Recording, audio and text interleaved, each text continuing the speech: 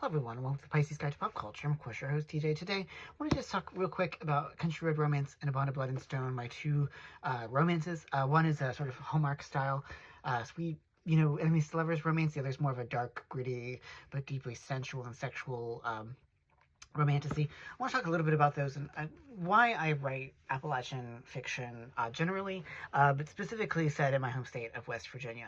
And I know I've talked about this, in various places extensively, but I do want to sort of dwell on it again because I feel like there's still so much cultural opprobrium cast on West Virginia, and I am not innocent of that. I have myself been very, sometimes scathingly condescending to my home state of West Virginia.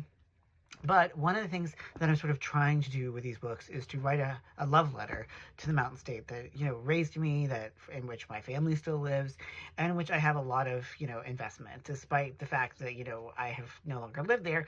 But it will always have a piece of my heart. And I think that, when I write queer romances specifically set there, I want people to fall in love not with just the characters, though that's important, but with the state and with its proud history and its complicated present. And I think that that's a delicate balancing act. It is not always seen as a place that's conducive to these kinds of stories, but I think that actually, as I will never get tired of saying, in every venue in which I can, is actually I think that queer stories and queer love stories, they can and do flourish in Appalachia, and I hope that, when I write these novels, that people will see them as the love letters to my home that I intend them to be, because I think that, West Virginia is worth fighting for. Appalachia is worth fighting for.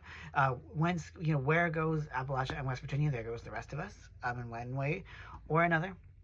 And one of the things, that I try to capture in both of these books in one way or another is kind of the beauty and the ugliness of, what it's like to grow up queer in a place like West Virginia.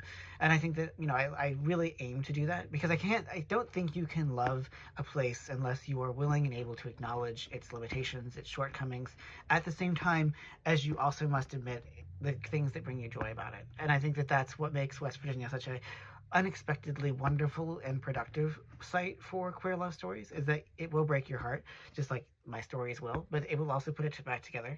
And if you've ever lived in West Virginia, or if you are from there and you are a queer person, you will know exactly what I'm talking about. There is no where else you would rather be, despite the fact that it could easily break your heart into 1,000 little pieces.